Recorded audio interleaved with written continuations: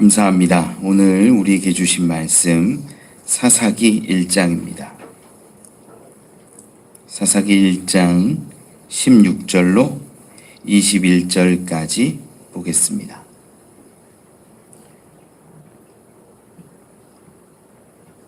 구약 성경 361면에 있습니다. 사사기 1장 16절로 21절의 말씀, 우리 한 절씩 함께 교독하지요. 모세의 장인은 겐 사람이라.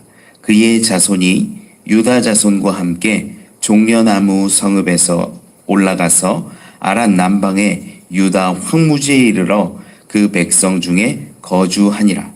유다가 그의 형제 시므온과 함께 가서 스밧에 거주하는 가나안 족속을 쳐서 그곳을 진멸하였으므로 그 성읍의 이름을 호르마라 하니라. 유다가 또 가사 및 그 지역과 아스글론 및 그 지역과 에그론 및 그 지역을 점령하였고, 여호와께서 유다와 함께 계셨으므로 그가 산지 주민을 쫓아내었으나 골짜기의 주민들은 철병거를 있으므로 그들을 쫓아내지 못하였으며, 그들이 모세가 명령한 대로 헤브론을 갈렙에게 주었더니 그가 거기서 아낙의 세 아들을 쫓아내었고, 베냐민 자손은 예루살렘에 거주하는 여부스 족속을 쫓아내지 못하였으므로 여부스 족속이 베냐민 자손과 함께 오늘까지 예루살렘에 거주하니라. 아멘, 아멘. 감사합니다. 네. 우리 사사기를 보고 있습니다. 사사기를 시작하고 나서 유다 지파가 싸움을 시작했던 이야기로 펼쳐가고 있었어요. 유다 지파의 싸움 여러분 기억하십니까? 승리한 것 같은데 실상은 무너지고 실상은 패배했던 전쟁이지요. 그 이야기를 쭉 풀어나가는데 이상하게 여호수아에 있는 말씀을 가지고 와서 갈렙과 온니엘의 이야기를 삽입했습니다. 거의 붙여넣기 했다라고 말씀을 드렸지요. 그 이유가 뭐였냐? 이스라엘 민족이 믿음으로 승리하고 믿음으로 나아가야 함에도 불구하고 그러지 못했다라는 것을 본을 통하여서 이야기하고 싶었던 겁니다. 갈렙처럼 믿음으로 나아가고 온니엘처럼 다음 세대를 세워가는 모습이 이 이스라엘에게 너무나 필요한 것이라는 거지요. 오늘 본문은요, 이제 유다 지파의 싸움을 좀 구체적으로 살펴봅니다. 우리 말씀을 좀 보면서, 유다 지파가 승리와 또 어쩌면 실패를 경험하는데 그곳에 또 하나님의 놀라운 장치 같은 것들이 있음을 발견하게 될 겁니다. 우리 말씀을 좀 읽어보죠. 16절 말씀 한 번만 더 같이 읽어볼까요? 시작. 모세의 장인은 겐 사람이라. 그의 자손이 유다 자손과 함께 종려나무 성읍에서 올라가서 아랏 남방의 유다 황무지에 이르러 그 백성 중에 거주하니라. 아멘, 아멘. 이 겐 사람이 갑자기 등장을 합니다. 12지파의 정복 전쟁 이야기를 그려내는 사사기 가운데 누가 등장한다고요? 겐 사람. 겐 사람이 등장하는데 겐 사람에 대해서 이제 좀 설명하는 장면이 나오죠. 모세의 장인이 누구라 그래요? 겐 사람이래요. 우리 성경을 좀 찾아보면 확인할 수 있는데 민수기 10장을 좀 함께 찾아보죠. 민수기 10장 29절 30절 말씀입니다. 민수기 10장 29절 30절 말씀 212면에 있습니다. 민수기 10장 29절 30절 같이 한번 읽어보죠. 시작. 모세가 모세의 장인 미디안 사람 루엘의 아들 호밥에게 이르되 여호와께서 주마하신 곳으로 우리가 행진하나니 우리와 동행하자. 그리하면 선대하리라. 여호와께서 이스라엘에게 복을 내리리라 하셨느니라. 호밥이 그에게 이르되 나는 가지 아니하고 내 고향 내 친족에게로 가리라. 아멘. 이 모세의 장인 미디안 사람 루엘이 등장을 해요. 그러니까 겐 사람이라고 하는 것은 어떤 사람들이냐면 미디안 지파라는 걸 알 수 있어요. 미디안 사람이에요. 모세의 장인 그 아들, 그러니까 호밥이라는 사람인데 이 모세 기준으로 봤을 땐 처남이 되는 거죠. 이 처남, 이 호밥에게 권면한 내용입니다. 우리 같이 이스라엘 우리 지파와 함께 가자. 하나님이 우리에게 복을 내리시고 하나님이 우리에게 그 땅을 주실 거다. 뭐 이런 설명들을 쭉 했을 겁니다. 그래서 여기까지 이렇게 함께 하고 있는데 호밥, 이 30절 말씀에 보니까 호밥이 뭐라 하냐면 아니 안 가겠다. 이런 장면까지만 딱 기록이 되어져 있어요. 민수기 10장에. 나중에 이 호밥과 그 가족들이 무리가 왔는지 안 왔는지에 대해서는 정확하게 기록하고 있지는 않습니다. 성경이. 그런데 우리가 추정할 수 있는 게 그럼 뭐냐? 오늘 본문 가운데 오늘 이 사사기를 읽는 가운데 갠 사람이 등장하잖아요. 갠 사람이 이 모세의 이 장인이었던 이 사람들의 요 지파잖아요. 그 사람들이 함께 했음을 통하여서 우리가 알 수 있는 건 뭐냐? 호밥이 돌아가려고 했다가 다시 그냥 이스라엘과 함께 있었거나 혹은 그 지파들 중에서도 나뉘어서 일부는 돌아가고 일부는 여기 남아 있었을 가능성이 큰 거죠. 그래서 중요한 건 뭐냐면 갠 사람들이 유다 지파와 함께 있었다라는 거예요. 오늘 본문으로 돌아와서 보면 분명히 기록해요. 모세의 장인은 갠 사람이라 그의 자손이, 즉 그 갠 사람들이 누구와 함께 하고 있냐면 유다 자손과 함께 있었다라고 기록합니다. 그리고 16절 끝에 보면 그 백성 중에 거주하니라. 여기 거주했다라는 단어도 가만히 보면요. 요게 이제 야사부라는 히브리어를 쓰는데 여기에서 그 문법적으로 보면 와우 연속법이라고 계속 거주하고 있음을, 또 미완료형으로 해서 계속 그 갠 사람들이 유다 지파 안에서 어떤 공동체를 이루고 살아왔음을 이야기하고 있는 거예요. 갠 사람이 갑자기 등장해서 유다 지파 안에서 거주하고 유다 지파와 함께 살아가고 있음을 이야기해요. 생뚱맞아요. 갑자기 사사기를 읽고 있는데 그래, 유다 지파가 나가서 승리할 거다. 막 나가서 승리했대요. 그런데 갑자기 어떤 이야기가 껴들어왔어요? 갈렙과 온니엘 이야기가 껴들어왔죠. 그러면서 사사기 기자는 소망했을 겁니다. 너희 알아라. 믿음으로 나가고 믿음으로 승리해야 한다. 이걸 얘기하고 싶은 거예요. 그런데 사사기 기자가 갑자기 또 갠 사람 이야기를 끄집어냈어요. 아무 이유가 없는 것 같아요. 굳이 왜?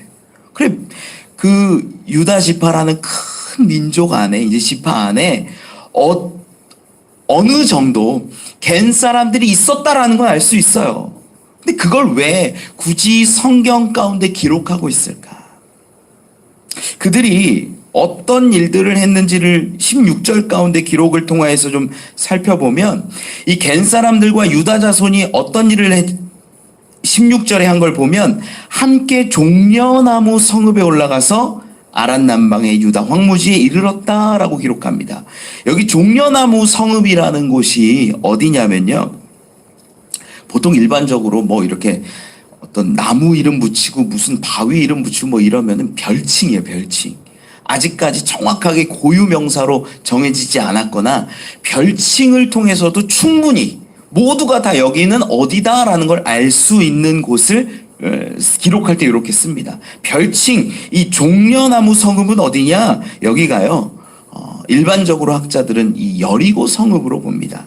성경을 좀 보면 이 신명기 34장을 좀 한번 살펴볼까요? 신명기 34장 3절을 좀 보죠. 318면에 있습니다. 구약성경 신명기 34장 3절 말씀 같이 한번 읽어보지요. 시작. 네겝과 종려나무의 성읍 여리고 골짜기 평지를 소알까지 보이시고. 아멘. 뭐라고 써있냐면 이 종려나무 성읍과 함께 여리고 골짜기라고 써있어요. 여리고 지역을 종려나무 성읍으로 봤다라는 거죠. 성경을 하나만 더 찾아보면 역대하 28장을 좀 한번 찾아보죠.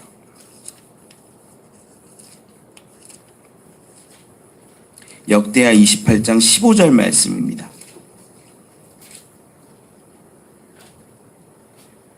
같이 읽어보지요.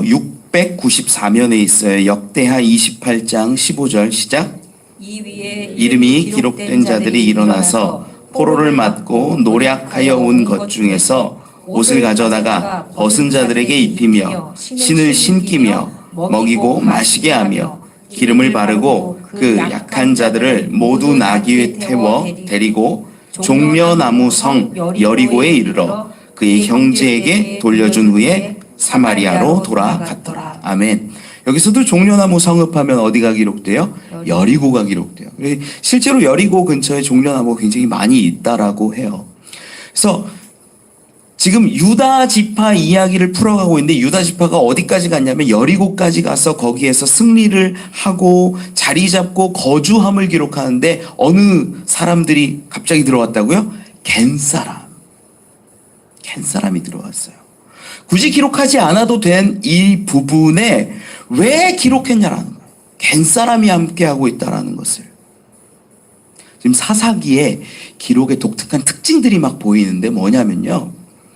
내가 이야기하고 싶은 것들을 풀어가는데 어떤 누군가를 딱 끌어와서 삽입함으로 그 사람의 어떤 삶을 조망하는 거예요. 지금 1장을 바라보는데 어떤 이야기가 여호수아에서 가져와져 있어요? 갈렙과 온니엘의 이야기. 그대로 가지고 와서 컨트롤 CV한 것처럼 본 것 우리가 확인했잖아요. 겐사람이 뭐길래? 겐사람이 무슨 일을 감당했기에 이렇게 유다 지파 가운데 겐사람들이 함께했고 살았고 이런 것들을 기록할까? 오늘 본문 가운데 17절 18절을 읽으면요 놀라운 이야기가 기록되어져 있는데 사사기 1장 우리 1장 17절 18절 말씀 한 번만 읽어볼까요? 우리 오늘 본문입니다. 같이 읽어보죠. 시작. 유다가 그의 형제 시므온과 함께 가서 스밧에 거주하는 가나안 족속을 쳐서 그곳을 진멸하였으므로 그 성읍의 이름은 호르마라 하니라.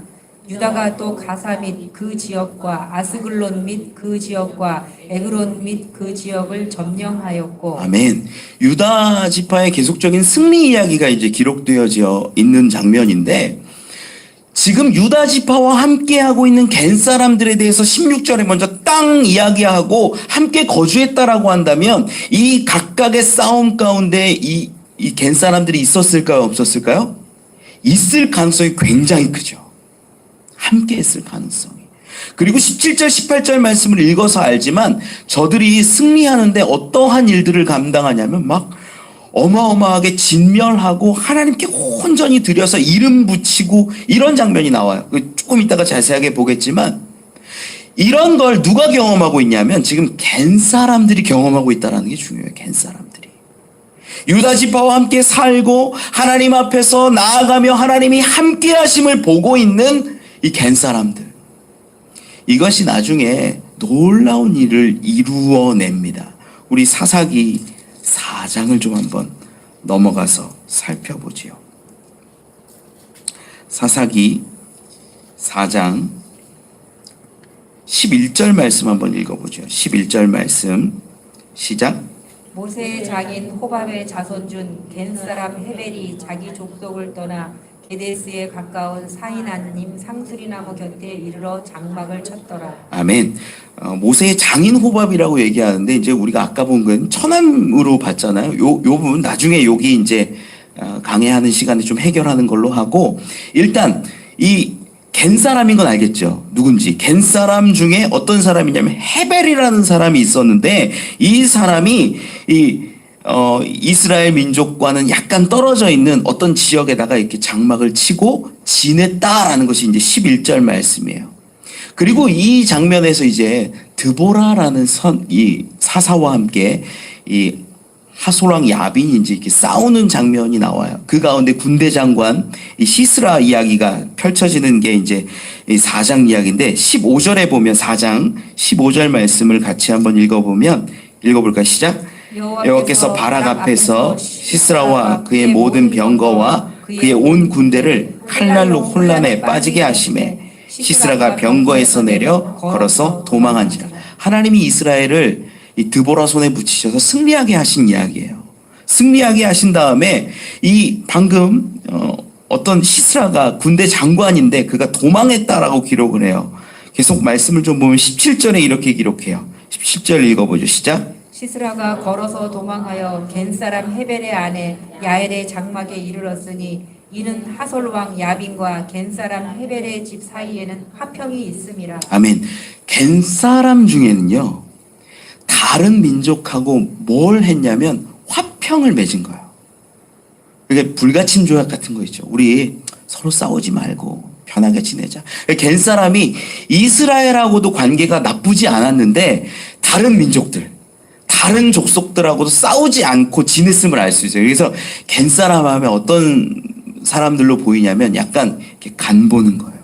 야, 이쪽이 맞냐, 이쪽이 그러냐 이렇게 보면서 좀 자기에게 유리한 대로 이렇게 정치 세력을 이렇게 펼쳐나가는 사람들로 보이는 거예요. 그런 사람들이 겐사람이었어요.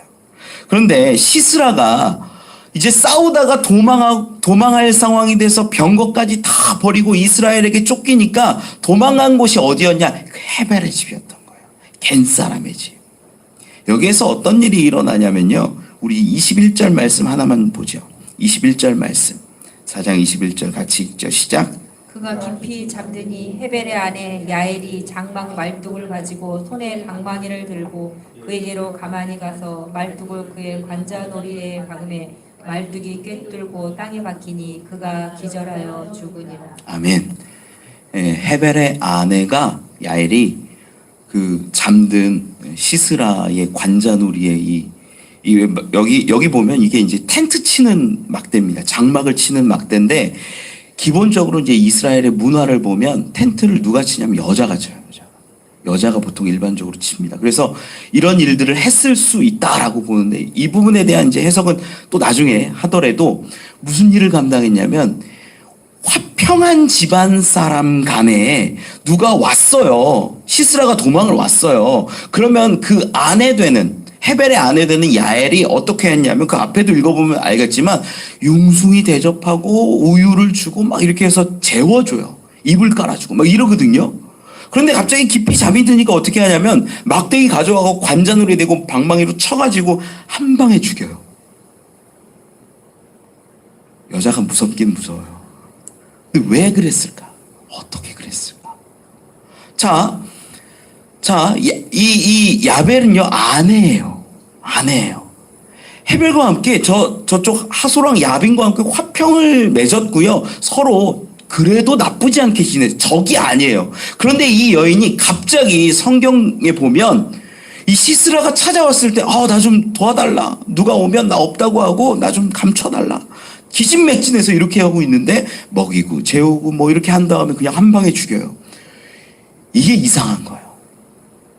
이 여인이 어떻게 시스라를 죽이는데 주저하지 않고 고민하지 않고 한 방에 죽여낼 수 있을까? 근거가 뭐냐? 근거가. 이 장면을 통해서 우리가 지금 이 사사기를 기록하고 있는 기자는 뭐예요? 이 장면들을 다 알고 경험하고 마지막에 이 사무엘 시대에 기록된 거잖아요. 그러니까 겐사람을 기록하고 싶은 거예요. 겐사람의 결단을 기록하고 싶은 거예요. 야엘의 그 여인의 마음과 결단을 정말 써주고 싶은 거예요. 그러면 어디서부터 기록하는 게 옳으냐? 이 겐사람들이 이 유다 지파와 함께 하면서 하나님이 주신 승리를 경험하고 하나님이 함께 하셨던 것들을 깨닫고 하나님께 온전히 드려지고 진멸하고 바쳤던 그 모든 것들을 바라보는 것으로부터 풀어가고 싶은 거예요. 사사기 기자가. 그래서 유다 지파의 승리를 이야기하고 오늘 본문 가운데 17절 18절 말씀 가운데 놀라운 승리가 기록되어져 있는데 이 결단을 겐사람과 함께하고 있다는 것으로 꼭 앞에 서두에 쓴 겁니다. 보여주는 거예요. 여러분, 여기 아주 중요한 것이 있어요. 뭐가 있냐? 유다 지파가요, 물론 승리하고 전체적으로 보면 실패했습니다. 그런데 17절, 18절 말씀을 보면 놀라운 승리가 감추어져 있어요. 우리 17절, 18절 읽고 계속 이야기를 좀 나눠볼까요? 우리 오늘 본문으로 돌아와서 1장 17절, 18절 말씀을 읽어보죠. 시작.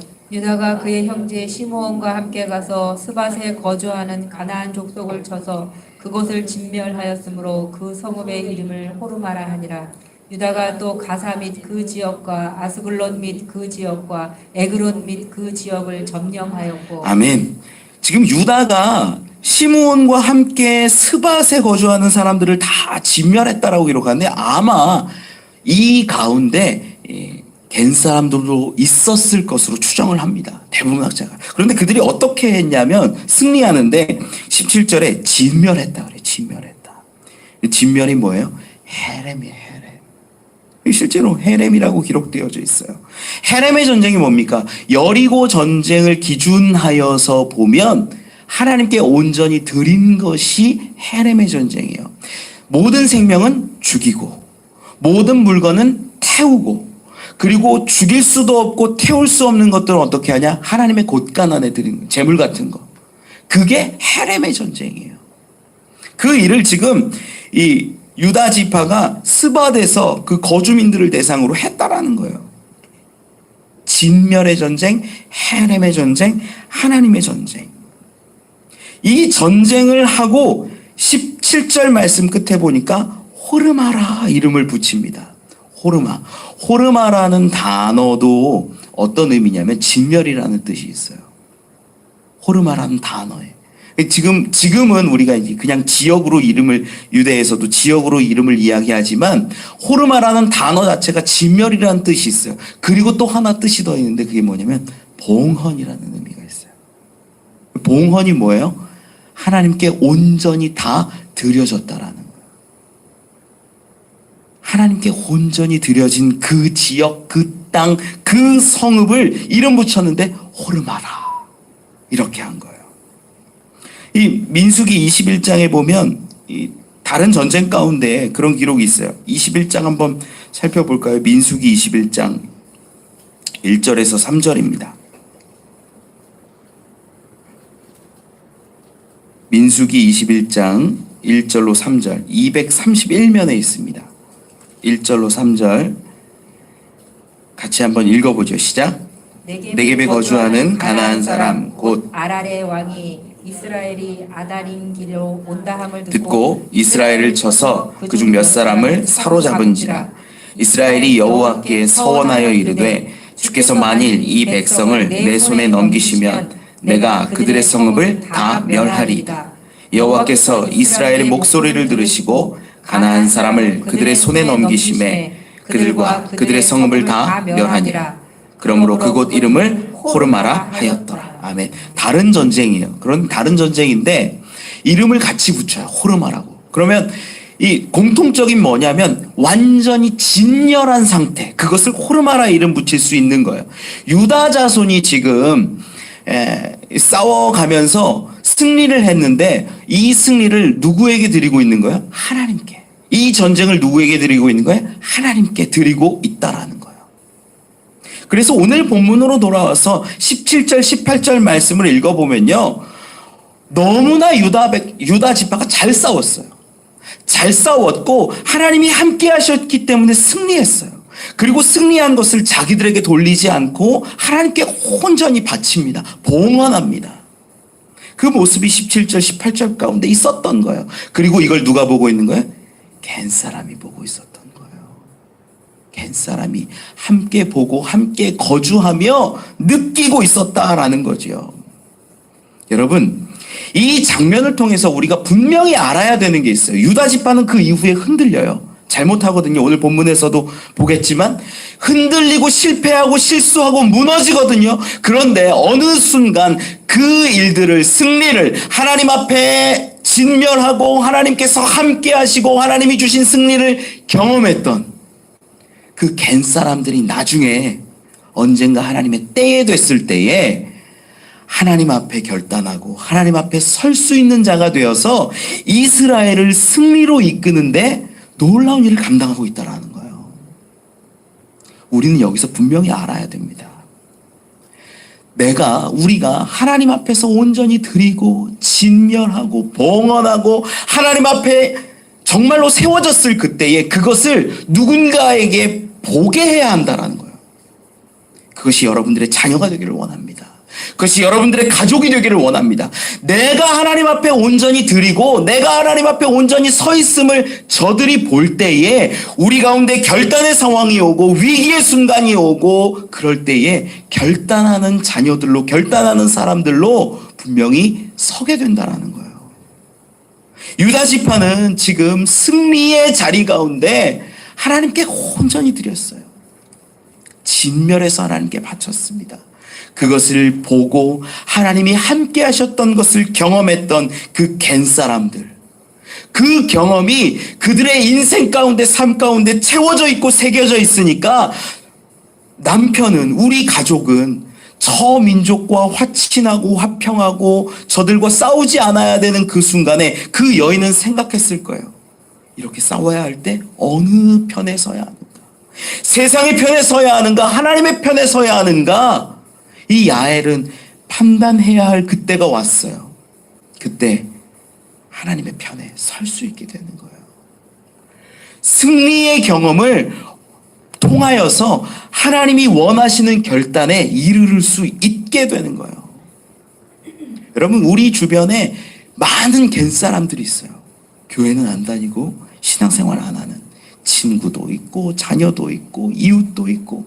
그런데 그들에게 우리가 보여주어야 할 것이 뭐냐면 하나님 앞에 나를 드릴 수 있는 진멸함으로, 하나님 앞에 나를 봉헌할 수 있는 것으로, 그리고 하나님이 나에게 함께 하심을 보여줌으로, 하나님 앞에 드러내므로, 저들이 언젠가는 그것을 보고 기억하고 기념하여져서 결단하는 그 순간에 하나님의 편에 설 수 있게 된다라는 거예요. 그래서 여러분, 가정에서 신앙의 결단을 보여주시는 것이 필요해요. 아빠가, 엄마가, 친구들 간에 신앙의 결단을 보여주시는 것이 필요해요. 내가 하나님 앞에 서기 위하여서 진멸하듯이, 하나님 앞에 봉헌하듯이, 내가 이 시간은, 이 물질은, 이것들은 하나님 앞에 온전히 드리길 원한다. 그렇게 결단하고 승리한 사람들이 그 승리의 경험을 통하여서 언젠가 우리를 살려내는 일을 감당할 수 있다는 거예요. 여러분, 사사기 기자의 마음이 좀 보였으면 좋겠어요. 캔 사람이 있었다. 그들이 언젠가, 이 놀라운 승리를 경험한 그들이 언젠가 하나님 편에 서서 결단하고 너희를 도울 그날이 올 것이다. 우리는 그래서 우리 주변에 있는 수많은 알지 못하는 갠 사람들에게 나의 마음, 나의 신앙을 통하여서 승리를 경험할 수 있도록 해야 합니다. 여러분의 결단은 결코 헛되지 않아요. 여러분의 드림은 결코 무너지지 않습니다. 분명히 언젠가 돌아오고 저들의 결단함으로 하나님이 승리를 주실 것입니다. 18절 말씀 가운데는 이런 기록이 있어요. 오늘 본문, 유다가 또 가사 및 그 지역과 아스글론 및 그 지역과 에그론 및 그 지역을 점령하였고, 이 지역 다 점령해 나가요. 가사 및 그 지역, 아스글론 및 그 지역, 에글론 및 그 지역. 그러니까 성읍을 점령할 뿐만 아니라 그 주변에 미치고 있는 수많은 영향력을 갖고 있는 각 작은 성읍들, 작은 가족들, 민족들, 이런 지역까지 다 점령했다라는 것을 기록하는 거예요. 그리고 19절 오늘 본문 앞까지만 봐도 어떻게 기록하냐면, 여호와께서 유다와 함께 계셨으므로 그가 산지 주민을 쫓아내었으나. 그러니까 계속 승리와 승리를 경험하고 있는 유다 지파에 대해서 기록하고 있다는 것이죠. 19절 이 중간 이하부터의 말씀이 이제는 좀 우리에게 어려움으로, 도전으로 다가옵니다. 우리 19절 말씀을 좀 같이 한번 처음부터 읽어보죠. 시작. 여호와께서 유다와 함께 계셨으므로 그가 산지 주민을 쫓아내었으나 골짜기의 주민들은 철병거가 있으므로 그들을 쫓아내지 못하였으며. 우리 20절하고 21절도 같이 읽지요. 시작. 그들이 모세가 명령한 대로 헤브론을 갈렙에게 주었더니 그가 거기서 아낙의 세 아들을 쫓아내었고, 베냐민 자손은 예루살렘에 거주하는 여부스 족속을 쫓아내지 못하였으므로 여부스 족속이 베냐민 자손과 함께 오늘까지 예루살렘에 거주하니라. 아멘. 예, 하나님이 여호와께서 유다와 함께 계셨다라고 기록을 합니다. 그리고 그 함께 계심으로 인하여서 산지 주민을 쫓아냈다라고 성경은 분명히 증언해요. 그런데 이제 문제가 생기는 거예요. 골짜기의 주민들은 철병거가 있으므로 그들을 쫓아내지 못했다. 먼저 이스라엘 문화와 그 지역에 대해서 조금 알아야 되는데, 골짜기 하면 우리는 산이 많잖아요. 산이 많아요. 산이 많다 보니까 골짜기 하면 어떤 지역이냐면 좀 안 좋은 지역이에요. 골짜기가 산골짜기, 골짜기 하면 물도 많이 내려와서 불편할 것 같고, 골짜기 하면 좁은 V자 지역이라고 여기는데, 우리가 성경 앞에서도 봤지만 여리고 지역을 뭐라고 하냐면 골짜기라고 그래요. 여리고가 사실 거의 평원처럼 보이거든요. 그러니까 우리는 V자 골짜기를 생각하는데, 이 유대 이스라엘 지역의 골짜기 하면 U자예요. U자. 그래서 산지 주민들이 오히려 힘이 없고 가난하고 불쌍하고, U자니까 넓은 평야처럼 되어 있어요. U자로 되어 있으니까 뭐가 달릴 수 있는 거예요? 철병거가 달릴 수 있는 거예요. 그래서 골짜기 하면 산골짜기, 이렇게 V자를 생각하면 여기서 무슨 골짜기가 달릴까 생각하는데, 그게 아니라 U자로 되어 있어서 넓은 지역이라고 하면 골짜기가 그 지역에 막 병거들이 내달릴 수 있게 되는 거죠. 그래서 힘이 있는 주민들이 어디 살아요? 골짜기에 사는 거, 골짜기에. 우리 생각 같아서는 야, 골짜기가 좀 더 약하고 부족한 사람들이 살 것 같은데 그게 아니에요. 더 힘있고 강한 민족들이 사는 곳이 골짜기예요. 여리고가 그랬고요. 오늘 본문에 나오는 장면에서도 보니까 하나님이 함께 하셨으므로 산지 지역에 있는 주민들은 다 쫓아내고 멸망시키고 내보냅니다. 그런데 보니까 이 골짜기의 주민들은 철병거가 있기 때문에 쫓아내지 못했다라고 성경은 기록해요. 여러분, 사사기에서 승리의 조건이 뭐냐면요, 하나님이 함께 하시는 거예요.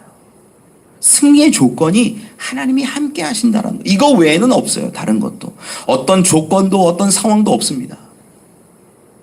그런데 하나님이 함께 하시는데 저들은 무너졌어요. 그 무너진 이유를 성경은 뭐라고 기록하냐면 철병거라고 기록합니다. 이것이 뭘까요? 철병거가 보이는 거예요. 아마 그 철병거는요, 이스라엘 민족이 경험하지 못한 최신식의 무기였을 겁니다. 빠르고 강하고 이겨낼 수가 없는 거예요. 하나님이 함께 하심을 보면 되는데, 그것보다 뭐가 더 잘 보이냐면 철병거가 잘 보이는 거예요. 철병거가 더 두려운 거예요. 그러다 보니까 그 보이는 철병거로 인하여서 저들이 실패하고 무너졌던 거예요. 여러분, 전력의 문제가 아니에요. 무엇을 보는가의 차이라는 거예요. 우리의 승리는요.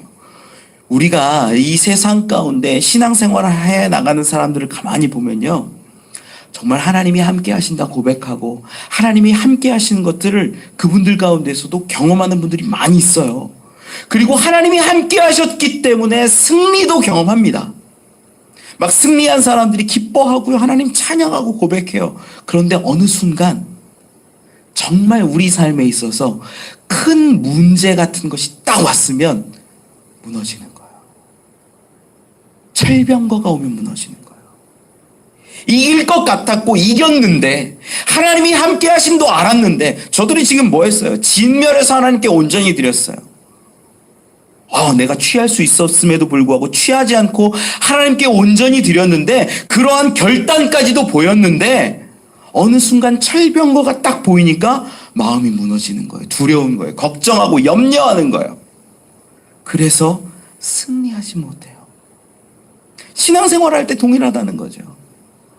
내가 하나님 앞에 이 물질도 드릴 수 있고 내 시간도 드릴 수 있고 내 헌신도 할 수 있고 막 잘해요. 하나님이 정말 함께 하시는 것 같아요. 그리고 함께 하셨어요. 정말 그렇게 살았어요. 매번 승리했어요. 작은 싸움에서. 그런데 큰 싸움이 다가오니까, 철병거가 보이니까 무너지는 거예요. 여러분, 우리 안에 이런 사람 정말 많아요. 저도 그래요. 여러분들 공격하는 이야기가 아니에요. 저도 그렇고요. 우리가 다 그래요. 정말 잘 신앙생활 하는 것 같은데 언젠가 자녀를 바라보면서 자녀 때문에 시험 드는 거예요. 자녀로 인하여서. 내 자녀가 왜? 자녀의 문제에 딱 걸리면 하나님 앞에서 드릴 수가 없어지는 거예요. 자녀의 문제로 인하여서 무너지는 거예요. 신앙이 실패하는 거예요. 어떤 사람은 물질의 문제도 있죠. 물질 잘 하다가도 어느 순간 되면 하나님 앞에 드릴 수가 없게 되는 거예요. 무너지는 거예요. 실패하는 거예요. 어떤 사람은 자존심이기도 하죠. 막 열심히 했는데 목사님이 내 자존심을 건드렸어. 어떤 집사님, 권사님이 내 자존심을 건드렸어. 그럼 마음 확 돌아가는 거예요. 지금까지 하나님이 함께 하셨고 늘 승리했던 것 같은데 내가 생각하고 있는 이건 아니야 라고 생각하는 딱 그거 하나, 그거 건드리면요, 어느 순간 내 신앙이 여지없이 무너져 버리고 만다라는 거예요. 그게 철병 거예요. 자기의 모습. 여러분, 우리 이 철병거를 넘어가야 돼요. 그게 진짜 신앙이에요. 오늘 본문 말씀에서도 20절 말씀에 이렇게 기록해요. 20절 말씀을 같이 읽어보죠. 시작. 모세가 명령한 대로 헤브론을 갈렙에게 주었더니 그가 거기서 안악의 세 아들을 쫓아내었고. 아멘. 갑자기 앞에서 이 갈렙의 이야기, 이 세 아들을 쫓아낸 이야기를 다시 끄집어내요. 왜 그럴까요? 믿음으로 나갔던 사람 이야기를 다시 하는 거예요. 너희가 철병어 때문에 무너지고 철병어 때문에 실패하고 쫓아내지 못했는데 이 믿음의 사람들을 바라보라는 거예요. 사사기 기자는 그 이야기를 해요. 이 19절 말씀이 저에게는요, 사사기 기자의 한숨처럼 들렸어요. 19절 말씀이 왜 의미가 있냐면요, 여호와께서 유다와 함께 계셨으므로 이 놀라운 승리의 조건을 기록하면서 이 한 절 말씀에 철병거가 있으므로 그들을 쫓아내지 못하였다라는 그 기록을 같이 담아내고 있어요. 왜 같이 담아냈을까? 철병거가 있으므로 산지 주민들을 쫓아내었더라. 그러나 잘못해서 믿음이 떨어져서, 신앙을 떨어져서 하나님을 의지하지 못해서 무너졌더라. 이렇게 두 문장으로 나눌 수 있는데, 한 문장 안에 지금 하나님이 함께 하심으로와 철병거가 있음으로 인하여서 이 쫓아내지 못했다는 것을 같이 기록하고 있는 의도가 뭘까? 사사기 기자의 한숨이라는 거예요. 왜 함께 하고 있는데 못하냐라는 거예요. 저는 여러분들이, 제가 이 철병거를 좀 넘어설 수 있는 신앙의 시선이 회복되었으면 좋겠어요. 하나님을 바라봤다면, 하나님을 의지했다면 이겨낼 수 있는데, 이미 조건은 다 갖추어져 있는데 우리는 철병거 때문에 늘 무너진다라는 거예요. 내 자녀 건드리면 무너지고, 내가 생각하고 있는 자존심 같은 거, 그거 하나 건드리면 무너지고, 물질로 인하여서 무너지고 실패하고 패배하고. 여러분, 그거 아니에요. 믿음으로 나간 자가 승리한다라는 겁니다. 우리 21절 말씀도 한 번만 좀 같이 읽어보죠. 시작. 베냐민 자손은 예루살렘에 거주하는 여부스 족속을 쫓아내지 못하였으므로 여부스 족속이 베냐민 자손과 함께 오늘까지 예루살렘에 거주하니라. 아멘. 베냐민 자손도 이야기가 나옵니다. 이 베냐민 지파도 예루살렘을 친 것으로 이렇게 보이죠. 아마 유다 지파가 이 예루살렘을 다 이렇게 점령을 하고 치고 나가는 가운데 이제 다 승리하고 불사르고 그러고 나서 다른 곳으로 가서 또 전쟁하고 승리하는 동안 베냐민 지파가 이곳을 다시 들어온 것으로 보여요. 근데 베냐민 지파가 들어와서 싸웠는데 여기에서 어떻게 됐다고 기록하냐면 쫓아내지 못했다라고 기록을 해요. 쫓아내지 못했다. 오늘 본문 가운데 기록된 쫓아내지 못했다라는 표현들이요, 사실 히브리서 성경을 보면은 거의 동일하게 기록을 되어져 있는데 1장 28절을 보면 이렇게 기록을 해요. 이스라엘이 강성한 후에야 가나안 족속에게 노역을 시켰고 다 쫓아내지 아니하였더라. 쫓아내지 아니하였더라라는 이 단어, 이 야라슈라는 쫓아내다라는 단어랑 못했다, 안 했다라는 로라는 단어가 동일해요. 쉽게 말하면 히브리 성경으로는 같아요. 쫓아내지 않은 것과 쫓아내지 못한 것이 같은 거예요. 쫓아내지 않고 뭘 시켰대요? 노역을 시켰대요. 그 말씀이 뒷부분에 계속 나와요.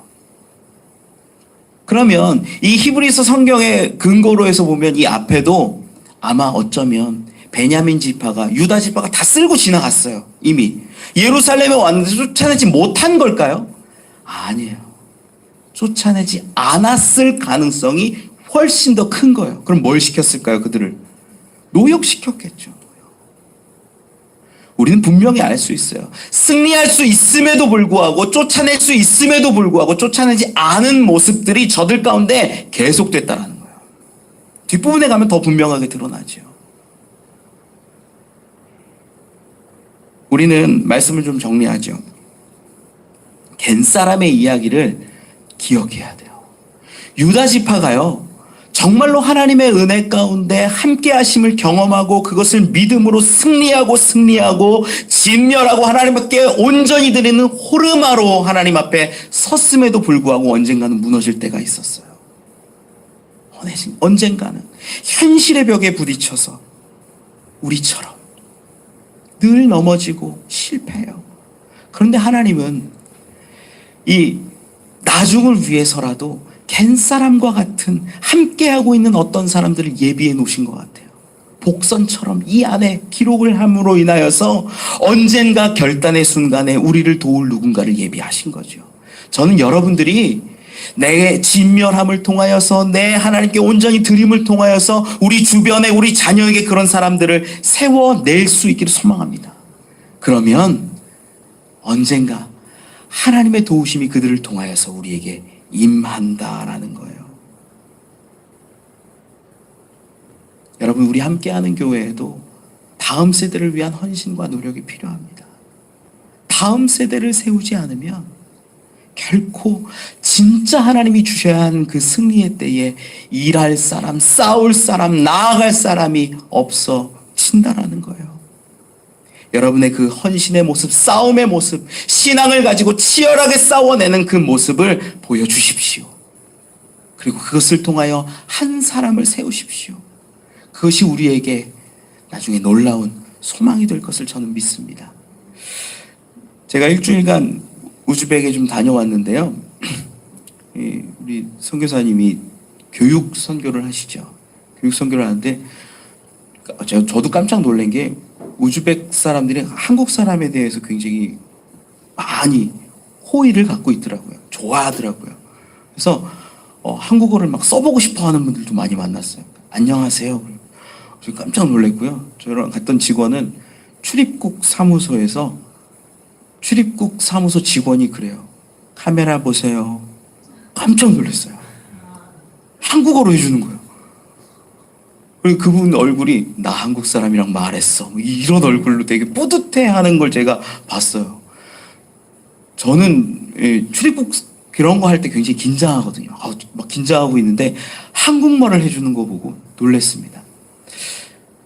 가서 아이들에게 또 거기 있는 교사들에게 이렇게 커피를 가르치고 왔는데 거기 목사님이 그러시더라고요. 여기 있는 한인, 거기 있는 우즈벡 사람들 중에 많은 사람이 한국 가는 걸 소원으로 여기는 사람들이 많대요. 그래서 한국어 공부 열풍도 불고 그러고 있대요. 그리고 그 목사님이 거기서 사역하고 있는 것이 참 의미 있다라고 여겨졌어요. 왜? 어린아이들을 세워내고 있기 때문에. 어린아이들을 가르치고 있기 때문에. 물론 복음을 직접적으로 전할 수는 없습니다. 그 지역이 그래요. 현실의 한계는 있습니다. 그런데 그렇게 가르치고 보여주고 왜 한국 사람들이 그 설명을 해주시는데 저희가 한국에서 왔는데 다 이거 물건 가지고 와서 뭐 100만 원 넘는 물건들을 다 가지고 와서 가르치고 다 주고 갔다라는 얘기를 막 하시는 거니까 저 같으면 왜 그럴까? 한국 사람들이 왜 와서 저렇게 할까? 생각할 것 같아요. 아이들이 거기 있는 아이들이 이제 언젠가 커서 한국에 유학도 올 수 있겠죠. 그러면 언젠가 교회도 만날 것이고 신앙인들도 만날 것이고 우즈벡으로 선교 가고 나아가는 사람들도 발견할 거예요. 저 사람들이 그래서 그랬구나. 저 사람들이 그래서 그렇게 섬겼구나. 그 앞에서 예수님을 얘기하지는 못했지만 그래서 그랬구나라는 것을 분명히 아는 순간 저들이 삶이 바뀔 거라고 믿어요. 저는 그래서 이렇게 선교를 하면서 내가 갠사람 하나를 이렇게 세우고 온 거구나 라는 마음을 갖게 됐어요. 아직 우리에게 어떤 전도의 열매는 없을 수 있고 선교의 열매는 없을 수 있지만 시간이 지나서 한국 사람들의 또 복음을 가지고 있고 신앙을 갖고 있는 사람들의 그 헌신을 통하여서 저 아이들이 그 지역에 있는 사람들이 놀랍게 변할 수 있다면 그 이슬람으로 다 가득 찬 문화 가운데 하나님의 사람이 한 명씩 한 명씩 세워질 거라고 저는 믿습니다. 여러분, 다음 세대를 세우는 일을 우리 해야 돼요. 우즈벡이나 우리나라나 우리 교회나 이 지역이나 그 다음 세대를 세우지 않으면 결코 하나님 편에 서서 결단하는 사람은 사라집니다. 하나님 편에 서서 결단할 수 있는 그러한 사람을 만들어가는 우리 유다 지파와 같은 저와 여러분 되기를 간절히 소망합니다. 기도하겠습니다.